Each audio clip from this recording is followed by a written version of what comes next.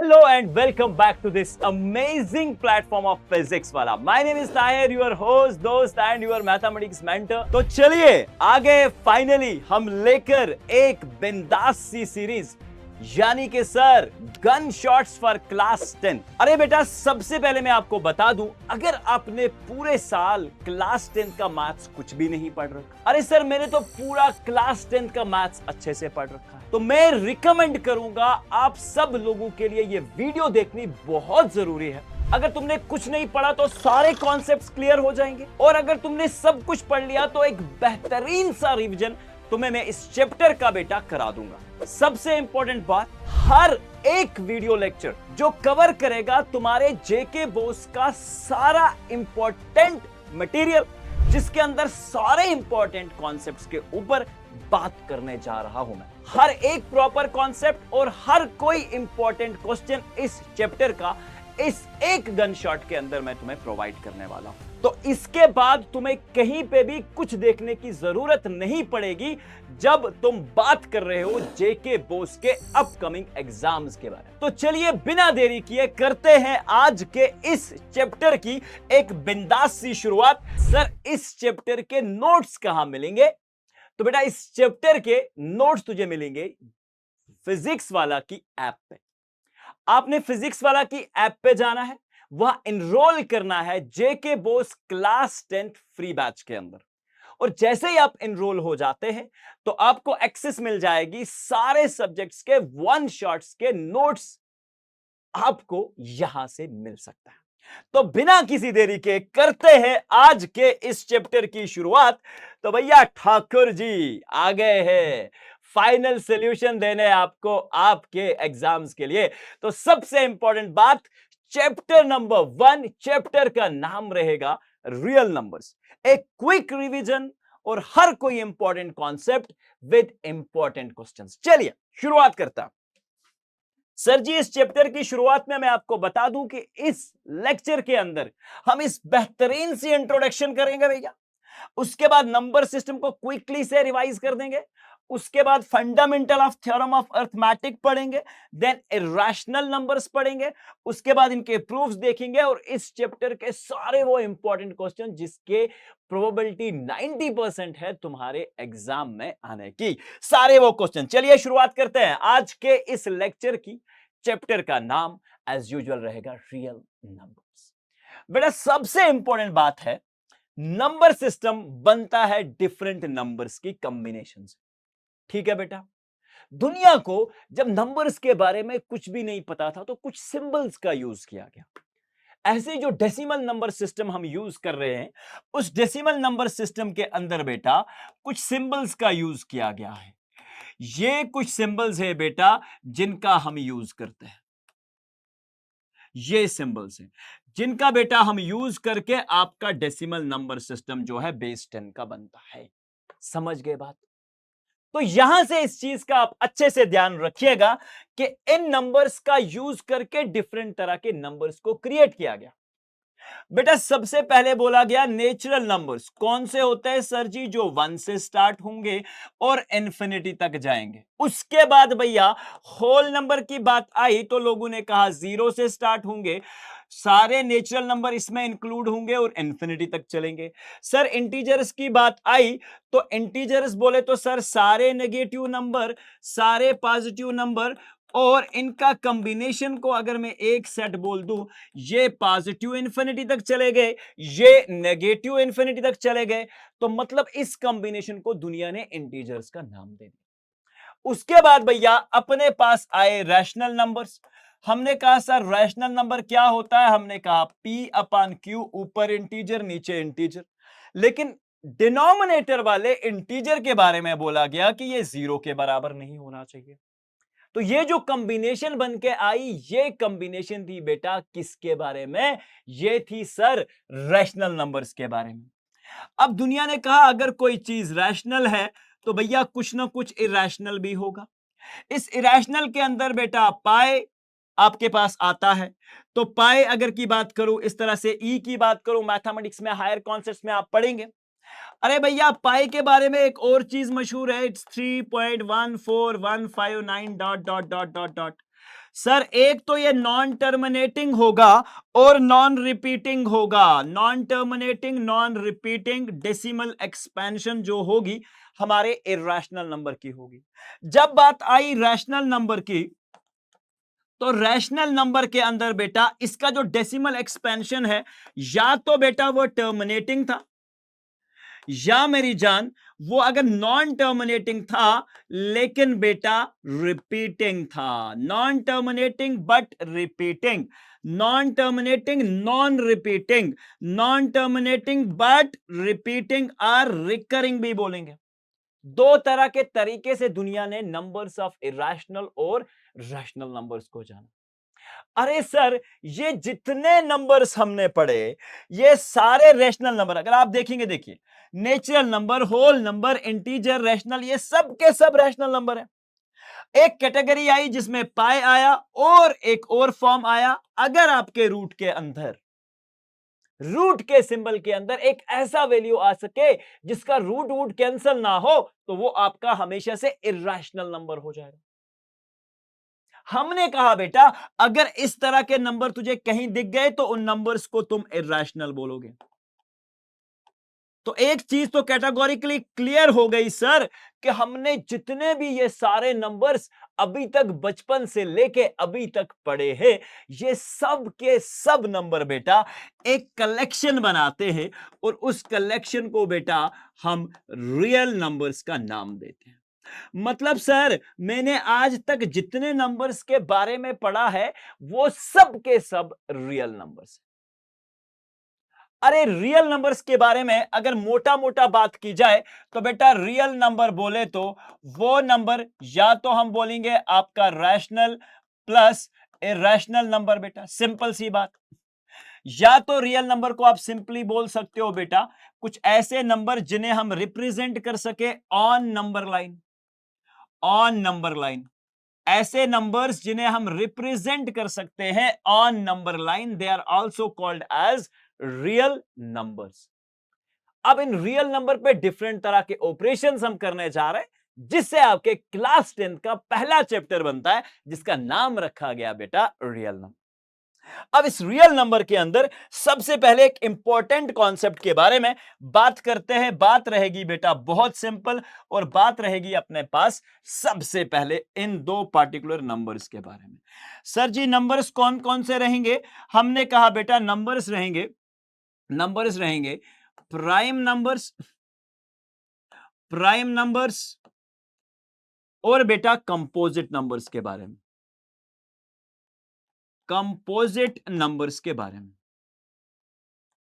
सबसे पहले prime number का छोटा सा डेफिनेशन, ओनली टू फैक्टर्स बेटा, और इसका बेटा more than two factors, more than two factors बेटा, मोर देन टू फैक्टर्स। हमने कहा प्राइम नंबर्स बोले तो जिसका सिर्फ दो फैक्टर हो। हमने कहा भैया 2 ले लो, 3 ले लो, 5 ले लो, 7 ले लो, 11 ले लो एंड सो ऑन। जब बात आती है कंपोजिट नंबर की तो सर 4 हो गया अपना, 6 हो गया, 8 हो गया, इस तरह से 9 हो गया, 12 हो गया, सो ऑन।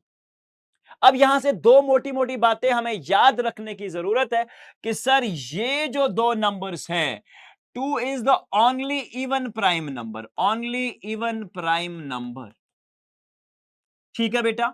और याद रखना this is the smallest prime number as well. और 4 की बात की जाए तो ये स्मॉलेस्ट कंपोजिट नंबर हो जाएगा। अरे बात तो समझ आ गई आपको? ये बात तो अच्छे से क्लियर हो गई है। मोटा मोटा जो बातचीत मैंने करी, आई होप आपके पास ये बात क्लियर हो चुकी होगी। अब जब हम बात करेंगे फंडामेंटल थ्योरम ऑफ अर्थमेटिक की, उससे पहले क्विक रिवीजन। देखिए prime number only two factor, ठीक है बेटा, बहुत सिंपल। अरे सर कंपोजिट नंबर बोले तो more than two factor, more than two factor. अरे ये बात समझ आ गई, मोर देन टू फैक्टर। अरे 4 के कितने फैक्टर बोले तो 1, 4, 2। अरे सर 2 के सिर्फ और सिर्फ 1 और 2 फैक्टर। अरे सर इस 1 के बारे में कंफ्यूजन है, 1 कौन सा नंबर है? हमने कहा your one is neither prime nor composite. अरे सर ये कैसे हो गया? वन कुछ तो होना चाहिए, ये बात भी तो सही है। हमने कहा वन ना तो प्राइम नंबर ना ही कंपोजिट। अरे ऐसा कैसे हो सकता है? हमने कहा वन का सिर्फ एक फैक्टर वन है, ना तो ये प्राइम नंबर की डेफिनेशन में है, ना ही कंपोजिट नंबर की डेफिनेशन में। और यहां तक बात अगर समझ आ गई हो तो अब हम बात करेंगे शानदार तरीके से फंडामेंटल थ्योरम ऑफ अर्थमेटिक के बारे में। क्या कहती है ये? क्या कहती है ये? बड़ी खूबसूरत सी थ्योरम। मैंने कहा बेटा एक नंबर ले लो। क्या नंबर लिया सर जी हमने? मैंने कहा एक नंबर लिया 12। अरे जरा ध्यान रखो, 2 6s are 12, 2 3s are 6, 3 1s are 3। अरे sir 12 can be represented as 2 into 2 into 3। मैंने कहा यही तो फंडामेंटल थ्योरम ऑफ अर्थमेटिक है। अरे सर ऐसा थोड़ी है। हमने कहा देखो, अगर 12 की तुम बात कर रहे हो ना, I am able to express 12 as the product of primes. अरे सर 12 को लिखा जा सकता है as the product of prime numbers. अरे 2 मल्टीप्लाइड बाय 2 मल्टीप्लाइड बाय 3 जो है बेटा, ये कुछ भी नहीं है but product of prime numbers है, प्रोडक्ट ऑफ प्राइम नंबर्स है, प्रोडक्ट ऑफ प्राइम नंबर्स। मैंने तुमसे कहा तुम 2 3 के बिना कुछ और प्राइम नंबर्स ले लो और मुझे 12 बना के दिखा दो।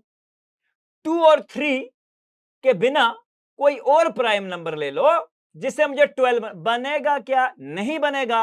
अरे सर यही बात तो मैं समझाने की कोशिश कर रहा हूं कि अगर बेटा, अगर हमारे पास 12, अगर हमारे पास 12 को सिर्फ मैं यही प्राइम नंबर की कॉम्बिनेशन में लिख सकता हूं, इन्हीं प्राइम नंबर की कॉम्बिनेशन में लिख सकता हूं, और कोई पॉसिबिलिटी नहीं है। That is why our fundamental theorem of arithmetic states that कि every composite number can be expressed or factorized as the product of primes, and this prime factorization is unique। Unique का मतलब यही होता है कि बस 2 इंटू 2 इंटू 3 ही से 12 बनाया जा सकता है। अगर कोई और प्राइम कॉम्बिनेशन आप चेक करोगे उससे आप 12 नहीं बना सकते। Order does not matter. Sir अगर 12 को मैं ऐसे लिख दूं तब भी चलेगा क्या? मैंने कहा दौड़ेगा, चलने की तो बात ही नहीं है। ये आर्डर मैटर नहीं करता। तुम 3 को आगे 2 को पीछे, 2 को आगे 3 को पीछे, इससे कोई फर्क नहीं पड़ेगा। तुम्हारी फंडामेंटल थ्योरम ऑफ अर्थमेटिक पे कोई इफेक्ट बेटा नहीं पड़ेगा। समझ गए? क्या कहा फंडामेंटल थ्योरम ऑफ अर्थमेटिक ने? हमने कहा फंडामेंटल थ्योरम ऑफ अर्थमेटिक ये बता रही है कोई कंपोजिट नंबर 12 एक कंपोजिट नंबर जिसके दो से ज्यादा फैक्टर। सर इसे हम एक्सप्रेस कर सकते हैं एज प्रोडक्ट ऑफ प्राइम्स। हमने कहा भैया 12 को लिखा 2 इंटू 2 इंटू 3। अरे सर ये प्राइम फैक्टराइजेशन यूनिक है। हमने कहा बेटा अगर ये यूनिक है तो यूनिक कहने का मतलब यही हुआ कि there is no other combination of prime numbers जो हमें अपना कॉम्बिनेशन मल्टीप्लिकेशन में 12 के बराबर दे दे। बात समझ आ गई हो तो ये रही हमारी फंडामेंटल थ्योरम ऑफ अर्थमेटिक। इसका स्टेटमेंट याद रखिएगा क्योंकि स्टेटमेंट एग्जाम में पूछा जाता है। Every composite number can be written factorized as the product of primes, and this factorization is unique beta. I told you why unique it is. Apart from the order in which the prime factorization is expressed or it occurs. कुछ समझे बात को? Prime factorisation तो हो गई sir जी। अब ये वाला क्वेश्चन क्विकली से कर लेते हैं। हमको बोला सर ये बता दो, जल्दी से ये बता दो कि क्या ये number explain 7 into 11 into 13, 7 into 11 into 7 into 11 into 13 plus 13, ठीक है। और दूसरा number 7 into 6 into 5 into 4 into 3 into 2 plus of 5 are composite numbers. Composite number की क्विक डेफिनेशन सबके सब बेटा हम याद कर लेते हैं। अरे सर क्या याद रखा हमने?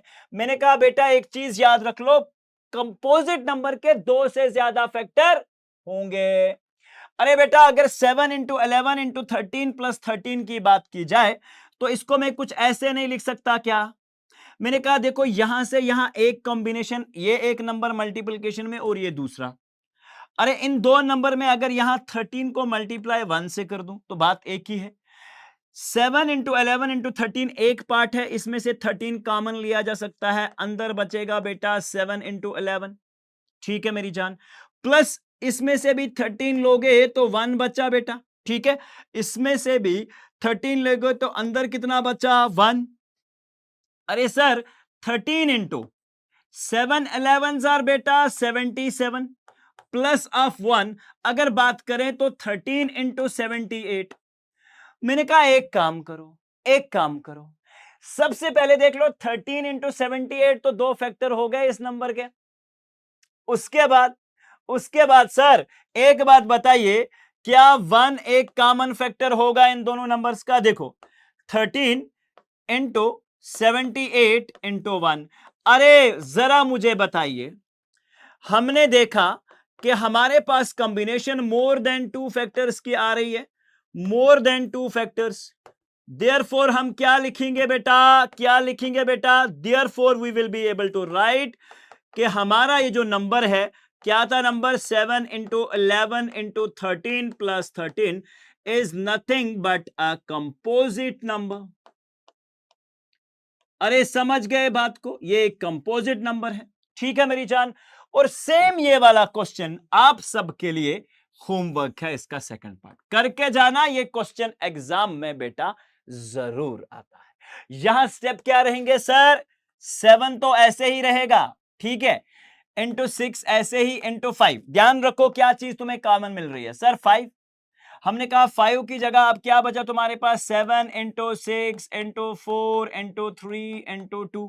ठीक है बेटा, और इस तरह से इंटू 1। प्लस में फिर से याद रखोगे, फिर से सेम यही कहानी करते हुए प्लस में आपने क्या रखना है? 1। ठीक है, अब यहां आपके पास एक नंबर आएगा कॉम्बिनेशन के अंदर। ठीक है बेटा, 5 इंटू इस सब का मल्टीप्लिकेशन होगा बेटा 1008, प्लस में 1 करोगे तो आपके पास कॉम्बिनेशन बन के आ जाएगी 1009। समझ गए बेटा बात? एक तो और 1 फैक्टर है तो हो गया प्रूफ। ये करके जरूर जाना है, आधा नहीं छोड़ना है। समझ गए बात को? बहुत सिंपल। अरे यहां पे आपका पहला कॉन्सेप्ट इस चैप्टर का खत्म होता है। अब बात आती है एचसीएफ की। ठीक है बेटा, एचसीएफ और एलसीएम पे डेफिनेटली हर साल क्वेश्चन आता है। हमने कहा एचसीएफ बोले तो हाईएस्ट कॉमन फैक्टर। अरे बेटा ध्यान रखो, अगर मैं 20 की बात करूं, 20 में 1 भी फैक्टर, ध्यान रखना, 20 का 2 भी फैक्टर, 20 का 4 भी फैक्टर, 5 4 आर 20 भी आएगा, ऐसे 10 2 आर 20 भी आएगा, और 20 ये 20 के फैक्टर्स हो गए। सर जी अब 12 के फैक्टर्स लिख लीजिए। हमने कहा 12 में 1 भी फैक्टर है बेटा, 2 भी फैक्टर है बेटा, 3 भी फैक्टर है बेटा, 4 भी फैक्टर है बेटा, 6 भी फैक्टर है, और 12 भी फैक्टर है। ये 20 के फैक्टर्स बोले तो एक ऐसा नंबर जो दूसरे नंबर को इस तरह से डिवाइड करे कि रिमाइंडर 0 हो जाए। अरे सर 20 और 12 के फैक्टर्स लिखे, मैंने कहा अब तुम कॉमन फैक्टर्स ढूंढो। ठीक है बेटा, आपके पास सबसे पहले क्या आया? Highest common factor. ये सारे फैक्टर्स लिख दिए। इसमें से तुम्हें एक ऐसा नंबर चूज करना है जो दोनों में कॉमन आता हो।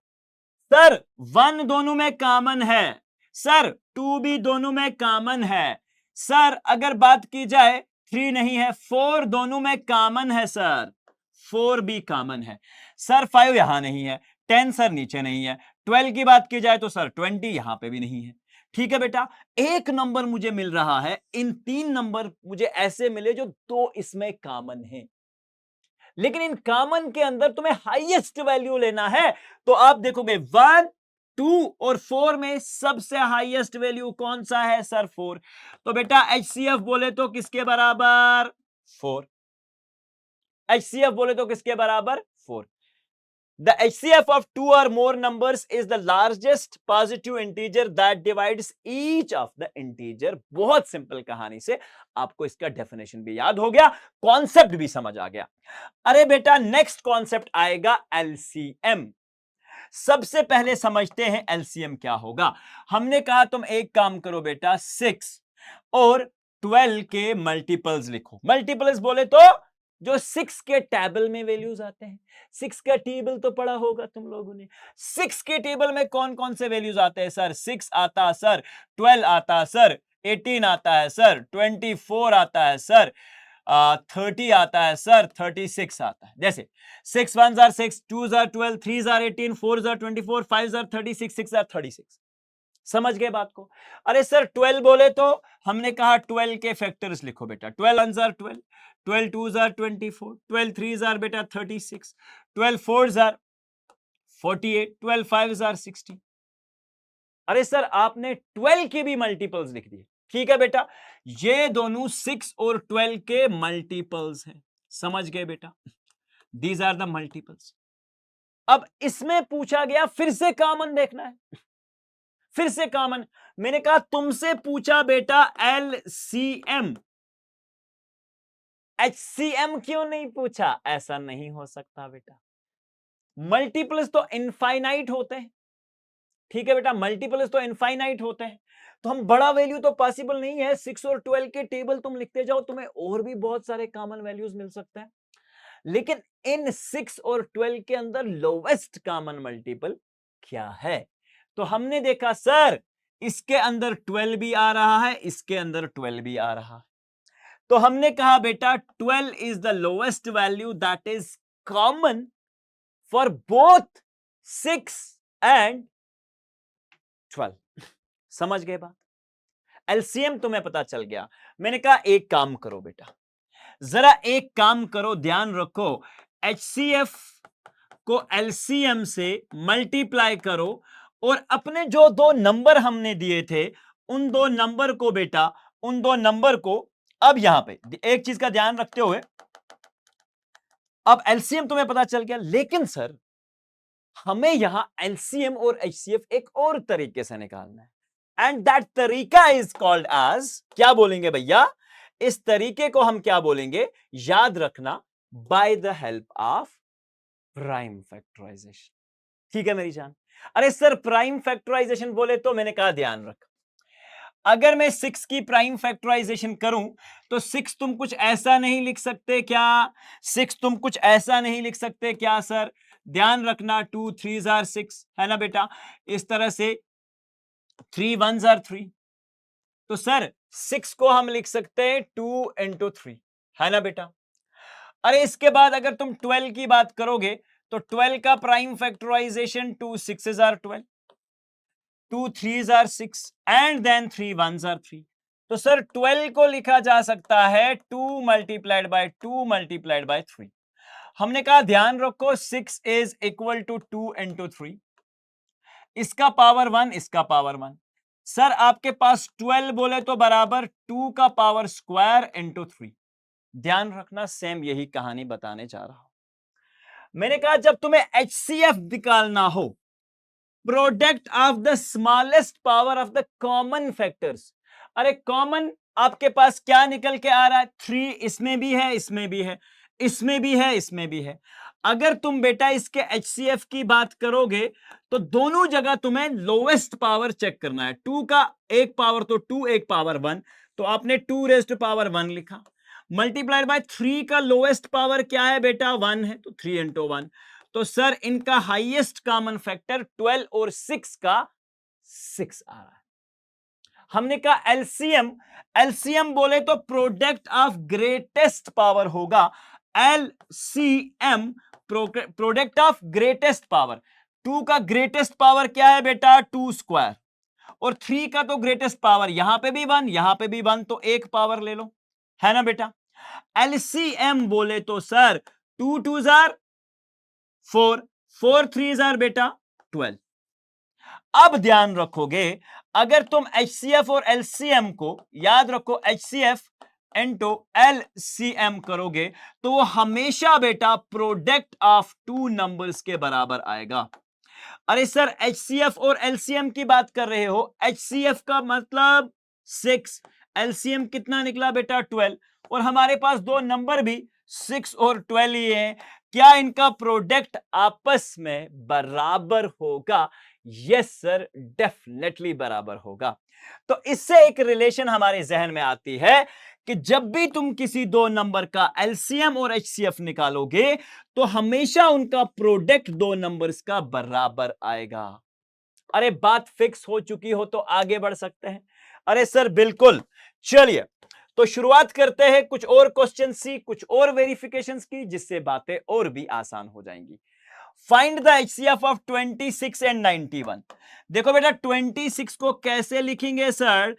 2 into 13 and then 13 ones are 13। तो बेटा 26 बोले तो 2 multiplied by 13।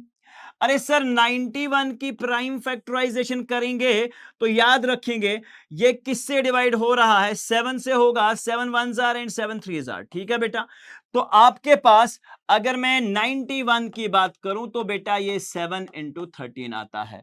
लेकिन सर इसमें 13 13 कॉमन, मैंने कहा एक काम तुम ध्यान में रखोगे, यहां तुम्हें 2 का पावर 1 दिख रहा है, क्या मैं यहां इसको कॉमन करने के लिए 2 का पावर 0 लिख दूं? सर मुझे यहां 7 नहीं दिख रहा तो मैं 7 का पावर 0 कर दूं। मैंने कहा HCF निकाल। सर लोएस्ट पावर हर एक नंबर का हम मल्टीप्लाई करेंगे। 2 रेज टू पावर 2 का लोएस्ट पावर क्या है बेटा? 2 का लोएस्ट पावर क्या है? 0। ठीक है बेटा, मल्टीप्लाइड बाय 7 का लोएस्ट पावर क्या है बेटा? 0 इंटू 13 का लोएस्ट पावर क्या रहेगा? तो बेटा 13। तो 2 raise to power 0 is 1, 7 raise to power 0 is 1। यहां पे देखो HCF बोले तो सर कितना आया? 13। अरे सर LCM की बात करें, अब क्या करना है सर? हाईएस्ट पावर्स का मल्टीप्लाई। ठीक है बेटा, देखो 2 का हाईएस्ट पावर आपने देखा सर 2 रेज टू पावर 1। अरे 13 का हाईएस्ट पावर क्या है सर? 1। तो सर 7 का हाईएस्ट पावर क्या है हमारे पास? यहां देख लो, इधर पावर 1 है तो इंटू 7। ठीक है बेटा, समझ गए बात? इस तरह से आपके पास LCM निकल के आता है अपने पास। 7 into 13 is 91, 91 into 2 is 182। LCM निकल के आ गया। अब एक रिलेशन तुम वेरीफाई करोगे, HCF into LCM is equal to product of two numbers. तो सर HCF कितना निकला है? That is 13 multiplied by LCM कितना निकला है? LCM है बेटा हमारे पास लोवेस्ट कॉमन मल्टीपल, जो कि है बेटा 182 के बराबर। तो ये सर बराबर आना चाहिए 26 इंटू 91 के बराबर। दोनों जगह राइट लेफ्ट में तुम्हें चेक करके वेरीफाई जो है बेटा करना पड़ेगा। तो हमने कहा 182 इंटू 13। ठीक है बेटा, क्या करेंगे? 3 2s are 6, 3 8s are 24 and 3 1s are 3 and 2 is 5। 1 2s are 2, 1 8s are 8, 1 1s are 1। तो ये हो जाएगा 6, यहां पे हो जाएगा 6, यहां पे हो जाएगा 8 और 5 13, यहां पे हो जाएगा 2 3 6 6। और अगर आप ध्यान रखोगे 2 3 6 6 इधर भी आ रहा है और 26 और 91 का मल्टीप्लिकेशन भी 2 3 6 6 आएगा। तुम इसे चेक कर सकते हो। सेम ये क्वेश्चन, इस तरह का क्वेश्चन आपके एग्जाम में डेफिनेटली आपसे पूछा जाएगा। ठीक है बेटा, और सेम हर एक क्वेश्चन का कॉपी क्वेश्चन मैं यहां से आपके लिए होमवर्क छोड़ के जा रहा हूं। ठीक है बेटा, सेम एक क्वेश्चन आपको इस सेक्शन के बाद इस वाले क्वेश्चन को अटेम्प्ट करना है और इस वीडियो के नीचे कमेंट करके इसका आंसर लिखना है, यानी कि LCM और HCF लिखना है। और मैं तुम्हारा नाम लेके उस कमेंट के नीचे आपको जरूर मेंशन करूंगा। मेक श्योर दैट आप एक क्वेश्चन जो है बेटा करके आते हैं। अब एक और क्वेश्चन जो इस चैप्टर का बहुत ही दासू और बहुत ही इंपॉर्टेंट क्वेश्चन है इस वाली एक्सरसाइज का। Given that HCF of this and this is 9। हमारे पास दो नंबर दे रखे हैं जिनका HCF दे रखा है। हमसे पूछा find LCM of these two numbers. ठीक है बेटा, ध्यान रखना। सर हमने पढ़ा था LCM multiplied by HCF is equal to product of two numbers. यही तो पढ़ा था हमने, है ना? यानी कि दो नंबर्स जो होंगे उनके प्रोडक्ट के बराबर है। अरे सर एलसीएम तो हमको चाहिए, एचसीएफ निकालना है। ठीक है, एचसीएफ दे रखा है, एचसीएफ इज 9। ठीक है बेटा, is equal to the product of two, तो प्रोडक्ट ऑफ दो नंबर होगा 306 इंटू 657। इक्वेशन बन गई सर, एक तरफ एक अननोन वेरिएबल, दूसरी तरफ आपके पास quantities. Just multiplication, simple basic maths जो आप करेंगे यहां पे। 306 मल्टीप्लाइड बाय 657 डिवाइडेड बाय 9। देखो यहां 9 और 306 को हम कैंसिल कर सकते हैं। 9 3s आर 27। ठीक है बेटा, 9 3s आर 27, तो यहां से 36 और ये हो जाएगा 9 4s आर 36। कैसे सर? 9 3s आर 27, तीन आगे गए, 36 बनाया, 9 4s आर 36। अरे सर 34 मल्टीप्लाइड बाय 657, ये वैल्यू जो आपके पास आएगा, ठीक है बेटा, 22338 के बराबर आएगा। ठीक है बेटा, तो ये वैल्यू आप जब निकाल चुके तो आपका एलसीएम बेटा आपको पता चल के आ गया। आसान आसान, इस तरह का क्वेश्चन नंबर घुमा के फिरा के पूछा जा सकता है, तैयार रहने का है। ठीक है बेटा, चलिए इसके बाद आती है हमारे पास इरेशनल नंबर्स की क्विक सी कहानी। इरेशनल नंबर बोले तो sir, a real number that cannot be expressed as simple fraction or ratio of two integers p upon q। ठीक है बेटा, where p and q are integer and q is not zero। pi is a very famous example, और इसका decimal expansion आपको मैंने start में ही बता दिया था, कुछ यूं dot dot non terminating non repeating होगा। और सबसे इंपॉर्टेंट बात, अगर आपके स्क्वायर रूट के अंदर कोई ऐसा नंबर आ जाए, ठीक है बेटा, जो कि नॉन परफेक्ट स्क्वायर हो। क्या हो बेटा? Non perfect square. याद रखना, नॉन परफेक्ट स्क्वायर, तो ये हमेशा से इर्रेशनल होगा। क्या होगा बेटा? इर्रेशनल हो।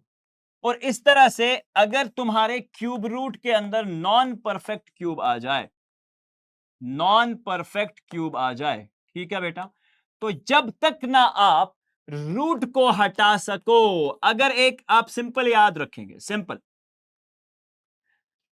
अगर एक रूट को, ठीक है बेटा, एक नंबर है रूट के अंदर, एक रूट के अंदर नंबर है, ठीक है, और के not come out of it, और ये नंबर इससे बाहर नहीं आ सकता, के not come out of it, out of it, यानी कि इसके बाहर हम रूट के बिना इसे बाहर नहीं, रूट को काट नहीं सकते किसी भी तरीके से, रूट बचेगा आपके पास। ठीक है, कोई भी मैथमेटिकल लॉजिक लगा के रूट को काटा नहीं जा सकता। ठीक है, तब तक ये नंबर आपका इरेशनल रहेगा। ठीक है, और सेम, या तो ये याद रख लो या तो ये याद रख लो, बात एक ही है। अब सिंपल से सर, हमारे पास जो इनकी प्रॉपर्टीज है वो आपको याद रखनी चाहिए, अच्छे से समझनी भी चाहिए। An irrational number is always a real number, ये बात आपको पता होनी चाहिए। An irrational number can not be expressed as a fraction, ये बात आपको पता होनी चाहिए। An irrational number is non repeating and non terminating, as the decimal part never ends and never repeats itself। ठीक है बेटा, ये इंपॉर्टेंट बातें हैं, इस पे एमसीक्यू बनता है। An irrational number is non repeating non terminating as the decimal, ये दोबारा से हो गया, the value of the square root of any prime number is an irrational number. ठीक है बेटा, ये जनरली प्राइम नंबर्स के लिए भी आप यूज कर सकते हैं। ठीक है, मैंने कहा किसी भी प्राइम नंबर का, ठीक है बेटा, अगर आप स्क्वायर रूट करेंगे तो वो हमेशा से बेटा इरेशनल होगा। जैसे √2, √3, √5, √7, √8, ठीक है बेटा, √8, इस तरह से। ठीक है बेटा, इस तरह से ये प्राइम नंबर्स के बारे में, ये स्पेशल, इनके बारे में आप डायरेक्टली कह सकते हैं। ठीक है, चलिए सर, ये बातें तो हो गई। अब इसमें क्वेश्चन कैसे पता चलते हैं, मैंने कहा एक सिंपल सा थ्योरम पढ़ते हैं, उसके बाद हम आगे बढ़ते हैं। अच्छा, मुझे एक बात बताइए, सिंपल सी, मैंने कहा मेरे पास एक प्राइम नंबर है, मेरे पास एक प्राइम नंबर है बेटा 2, प्राइम नंबर है बेटा 2, प्राइम नंबर है 2। क्या है बेटा? प्राइम नंबर है 2। अगर बेटा प्राइम नंबर 2 है, ये किसी नंबर के स्क्वायर को डिवाइड करता है, समझ गए बेटा? मैंने कहा बेटा ये प्राइम नंबर 2 जो है, ये प्राइम नंबर 2 जो है बेटा, ये प्राइम नंबर 2 जो है ये 8 के स्क्वायर 64 को डिवाइड करता है। ऐसे मैंने कहा 8 स्क्वायर जो कि 64 है is divisible by 2, is divisible by 2। आपने कहा सर आप ये कह रहे हैं कि 64 जो कि 8 का स्क्वायर है ये 2 से डिवाइड हो रहा है। मैंने कहा क्या ये जो नंबर जिसका हमने स्क्वायर किया था ये भी 2 से डिवाइड होगा? आपने कहा sir 8 divide by 2 answer is 4, remainder is 0। आपने कहा sir yes it is possible. अब थ्योरम पे आते हैं। Let p be a prime number if a divides p square. अब कोई ऐसा नंबर है p स्क्वायर और इसे a डिवाइड कर रहा है, a डिवाइड कर रहा है, इसका मतलब यह हुआ कि p is a positive integer, तो ये p को भी डिवाइड करेगा, ये याद रखना। Let p be a prime number if a divides p square then a divides p as well. जो मैं आपको यहां कह रहा हूं, if 2 divides 8 square 2 divides 8 as well. इस बात से आपको कोई डाउट नहीं होना चाहिए, ठीक है मेरी जान, ये बहुत जरूरी है। अब एक और बात समझिए, मैंने कहा बेटा ये जो 64 is divisible by 2, 64 is divisible by 2, it means that 2 is multiplied by something to get 64। क्या मैं ऐसा लिख सकता हूं 64 is equal to 32 into 2? ऐसे इसको कोई प्रॉब्लम होगी किसी को? आप बोलेंगे सर बिल्कुल नहीं होगी। मैं तुमसे ये कह रहा कि अगर बेटा हमारे पास एक नंबर है 12, मैंने कहा बेटा 12 3 से डिवाइड होता है। आपने कहा सर अगर 12 3 से डिवाइड होता है तो 12 को मैं कुछ ऐसा लिख दूं क्या? सर 12 3 से तो डिवाइड होगा। अब मैंने कहा 3 को किसी नंबर से तो मल्टीप्लाई किया गया होगा तभी तो 12 आया होगा।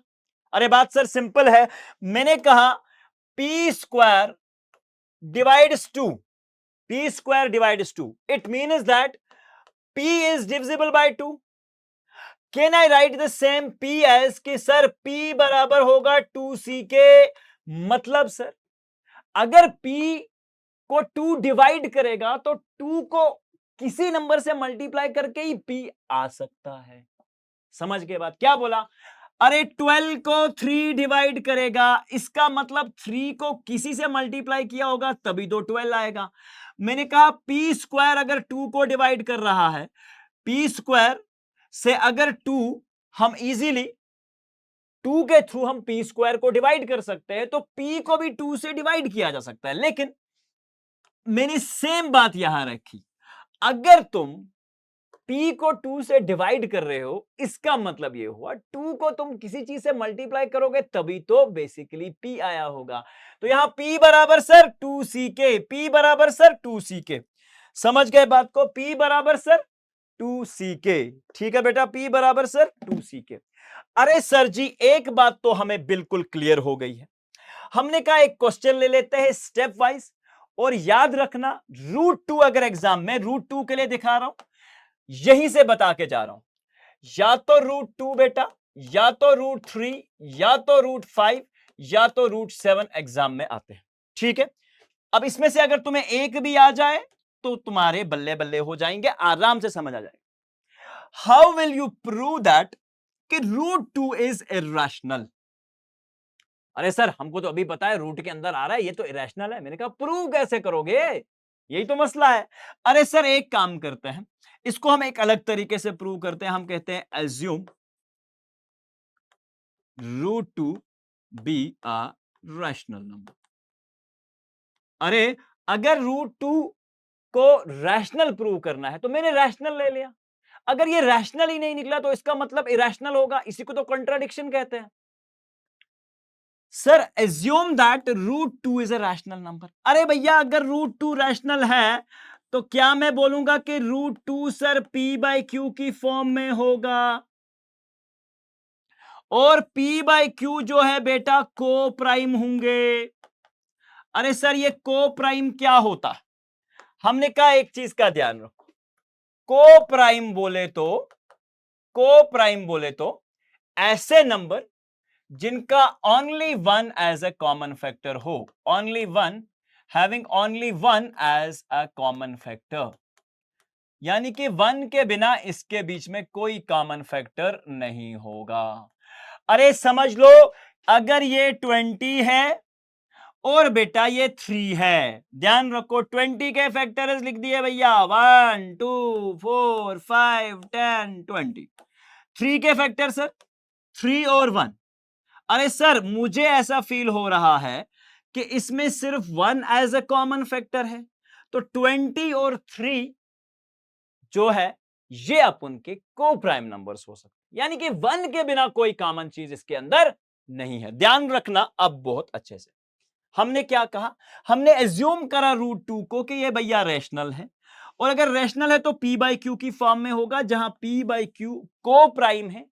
को प्राइम कहने का मतलब यह है कि p और q का 1 के अलावा कोई कॉमन फैक्टर नहीं है। हमने कहा एक काम करो बेटा, हमने कहा एक काम करो बेटा, स्क्वायरिंग ऑन बोथ साइड्स। क्या कहा बेटा हमने, squaring on both sides. Let this as equation number 1, ठीक है बेटा, या इक्वेशन ए कर दो इसको। Squaring on both sides, squaring on both sides. अरे जब दोनों तरफ से स्क्वायर करोगे तो क्या होगा, √2 का स्क्वायर, √2 का स्क्वायर बोले तो सर p का स्क्वायर और q का स्क्वायर। अरे दोनों तरफ से स्क्वायर करें मतलब इसका भी स्क्वायर इसका भी स्क्वायर, स्क्वायर रूट बेटा कैंसल। आपके पास क्या बचा, ध्यान रखना, you have 2 equals to p square upon q square. मैंने कहा q स्क्वायर को इधर लाओ, you can write as 2q square equals to p square. ठीक है बेटा, तो हमने कहा q स्क्वायर बोले तो बेटा आप बोलेंगे sir p square divided by 2।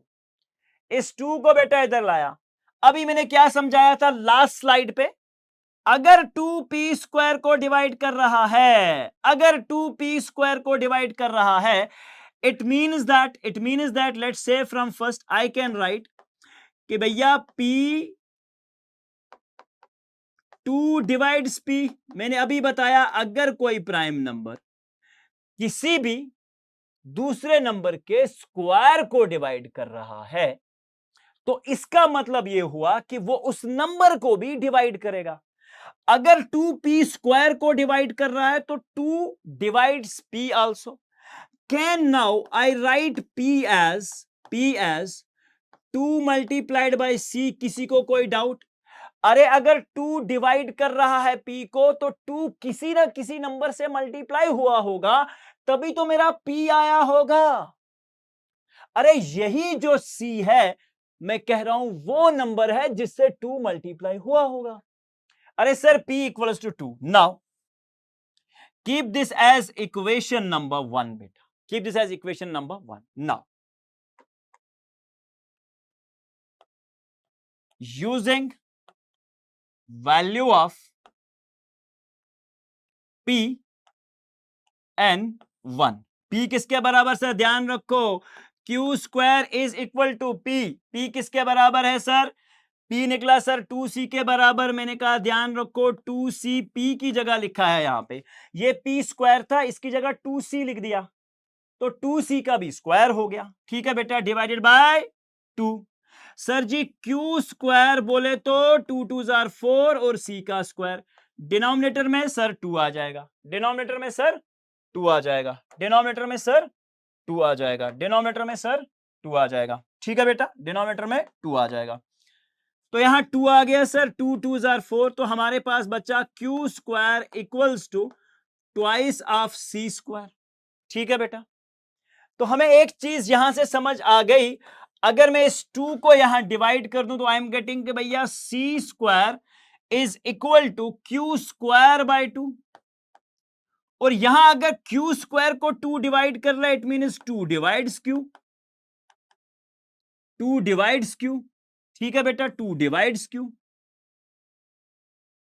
अब सबसे पहले अगर आप यहां ध्यान रखोगे, सेम ये 1 रख लो आप। ठीक है बेटा, अब ये वाली जो इक्वेशन है, ये वाली जो इक्वेशन है, ये वाली जो इक्वेशन है कि p डिवाइड्स q, ठीक है, इसे आपने 1 रखा है, और यहां इसे a, या कहां गया ये वाला 1, ये आप बेटा सेकंड रख लोगे। and you will keep this as third. This as third. अब अगर आप ध्यान रखो सेकंड एंड थर्ड, हम लिखेंगे from second and third, from second and third we get कि P and Q are not co-prime. Not coprime, जो कि हमने मान के चला था को प्राइम है, और इससे हमें पता चल रहा है कि 2 इसका एक कॉमन फैक्टर है। तो यहां से हमें एक बात पता चल के आ गई कि सर हमारी जो अजम्पशन थी, our assumption was wrong, our assumption was wrong, our assumption was wrong, ठीक है। Therefore √2 is an irrational number. Keep things very simple and logical. समझ गए बात को? अरे सर बहुत आसान। अरे सर हमारे पास एग्जाम में कुछ इस तरह के क्वेश्चन भी आएंगे। Check whether 6 raised to power n can end with a digit 0 for any natural number. अरे जरा ध्यान रखो, 6 raised to the power 1, 6 raised to the power 2, natural number तो यही से होंगे, 6 raised to the power 3, 6 raised to the power 4, ठीक है। अगर मैं इसकी बात करूं 6 1 jar 6, 6 2 jar 36, 6 3 jar 216 and so on. लेकिन मुझे ऐसा फील के आ रहा है कि इस नंबर को तो बार बार जितनी बार भी तुम स्क्वायर करोगे नंबर को बढ़ाते रहोगे, ये तो सर 6 पे ही एंड होगा। हमने कहा अगर ये 6 पे एंड होगा बेटा, तो एक चीज का तुम अच्छे से ध्यान रख लो, ये कभी भी 0 पे एंड नहीं होगा। लेकिन सर इसको लिखे कैसे, अगले को समझाएं कैसे? हमने कहा एक चीज है, number ending with 0, number ending with 0 has 2 and 5 as prime factors, as prime factors with natural number as power, with natural number as power। ये याद रखना, ये याद रखना क्या बोल रहा हूं, नेचुरल नंबर एज पावर। ध्यान रखना मैं क्या कर रहा हूं। मैंने कहा अगर कोई नंबर 10 है, 10 के दो फैक्टर हो सकते हैं सर 2 and 5, और इसका पावर 1, इसका पावर 1, दोनों का पावर नेचुरल नंबर होना चाहिए। तो सर अगर मैं 6 की बात करूं तो 6 multiplied by 6 raise to the power n, जो मेरे पास नंबर दे रखा है, इसकी प्राइम फैक्टराइजेशन होगी 2 multiplied by 3 raise to the power n, जो कि सर 2 into 3 किसके बराबर है? अगर इसको मैं अलग से पावर करूं तो 2 raise to power n into 3 raise to power n। ये मेरे पास कॉम्बिनेशन आ रही है जिसमें बेटा 5 मिसिंग है। सर हम तो 5 एज 5 रेज टू पावर 0 लगा सकते हैं। मैंने क्या कंडीशन लिख रखी है कि 5 का पावर नेचुरल नंबर होना चाहिए, जो कि मेरे पास यहां नहीं है। तो एज 2 and 3 आर मिसिंग, ठीक है, out of this we can write here 5 is missing, so 6 raised to power n cannot end with 0। ठीक है बेटा, बहुत सिंपल सा सवाल, बहुत सिंपल सा सवाल। इसके बाद next question, prove that √5 is irrational. ये मेरा वीवीआईपी क्वेश्चन है इस साल के एग्जाम के लिए। तो सेम जो स्टेप्स हमने √2 के लिए इस्तेमाल किए हैं, सेम करने हैं, आपका आंसर जो है बेटा आ जाएगा, होमवर्क रहेगा। Sir prove that 3 + 2 √5 is irrational. मैंने कहा एक बात ध्यान रखना, 3 + 2 √5, आप क्या लिखेंगे? We know that √5 is irrational. क्या है बेटा? हमें यह पता कि √5 बेटा इरेशनल है। शाबाश सर जी। 3 + 2 √5, 3 + 2 √5 इरेशनल है, तो अगेन हम क्या एज्यूम करेंगे? एज्यूम क्या करेंगे बेटा? Assume 3 + 2 √5 as a rational number. और अगर बेटा इसे मैंने रैशनल नंबर ले लिया, ठीक है, 3 + एज्यूम 3 + 2√5 एज रैशनल, और अगर 3+2√5 को मैंने रैशनल रख लिया तो बेटा p/q की फॉर्म में होगा, where p and q are coprime, you all know that. Step देखते रहिए, 2 times of √5 as it is, p upon q minus of 3 ऐसे कर देते हैं सर, है ना। तो हमारे पास आ जाएगा 2√5, सर ये +3 था, इस तरफ माइनस हो गया। मैंने कहा p बोले तो सर क्रॉस मल्टीप्लाई कर लो, देखो p upon p one jar p minus 3q, denominator में q वन जार q। अरे सर इस 2 को इधर लेके आ जाइए, √5 बराबर p minus 3q divided by 2। तो एक तरफ तो सर अगर इसकी बात की जाए, देखो p integer, q integer, 2 integer, 3 integer, सबके सब इंटीजर। तो मतलब अपना जो राइट साइड में नंबर है, राइट साइड में नंबर है, ये वाला नंबर तो इरेशनल है और ये वाला नंबर तो रैशनल है। क्या ऐसा पॉसिबल है कि कोई रैशनल और इरेशनल आपस में बराबर आ जाए? ऐसा पॉसिबल नहीं है। इसका मतलब यह हुआ our assumption was wrong, our assumption was wrong। हमारी assumption जो थी बेटा वही गलत थी। समझ गए बात? हमारी assumption जो है वो गलत है। अगर ये क्वेश्चन 4 मार्क्स का आए तो पहले √5 को आप प्रूव करेंगे एज इरेशनल। अगर ये नंबर क्वेश्चन 2 मार्क्स का आता है तो सेम यही प्रोसेस आप बेटा फॉलो करेंगे। समझ गए बात? इस तरह के बहुत सारे क्वेश्चंस आपको अपनी एक्सरसाइज और एनसीईआरटी में बेटा दिख जाएंगे। 1/√2, ठीक है बेटा, कैसे करेंगे? 1/√2 को पुट करेंगे equal to p/q। You know p upon q is a coprime value. 1/√2 को हम क्या करेंगे बेटा? क्रॉस मल्टीप्लाई करो, सिंपल, p इंटू √2 भैया, p√2 is equal to q। हमने कहा √2 बराबर, आपने कहा sir q upon p, same लिखोगे। Our assumption is wrong, our assumption is wrong, our assumption is wrong। तो सबसे पहले let 1/√2 be a rational, और लास्ट में our assumption is wrong। सो हम यहां पे लिखेंगे irrational is not equal to rational। तो therefore we can say that कि ये अपना जो 1/√2 है बेटा, ये एक इरेशनल नंबर है। इस तरीके से आप इस चैप्टर के जितने भी कॉन्सेप्ट है वो आप इजीली कर सकते हैं। बहुत सिंपल से क्वेश्चन है। Let's say this one, sir इसमें क्या करेंगे? मैंने कहा प्रूव करो। सबसे पहले ये रैशनल है तो let it be equal to rational. If it is rational it is in the form of p/q, simple. अरे सर अगर ये p/q की फॉर्म में है तो इसे हम ऐसा नहीं लिखे क्या? √2 is equal to p/q minus 3, बस इतना कर लो। कितना था? -6, बस इतना कर लो, -6। कुछ करने की जरूरत नहीं है। यहां आप एक चीज का ध्यान रखेंगे, राइट साइड में इरेशनल, राइट साइड में रैशनल, ठीक है बेटा। तो ऐसा पॉसिबल नहीं है कि ये दोनों बराबर होंगे। तो आप सिंपली लिखेंगे our assumption is wrong, our assumption was wrong, ठीक है बेटा, our assumption was wrong। And आप लिखेंगे लास्ट पे √2 इज अ, कितना था? 6 + √2 था ना, पूरा 6 + √2, पूरा number 6 + √2 is an irrational value. समझ गए बात? इरेशनल नंबर, ठीक है।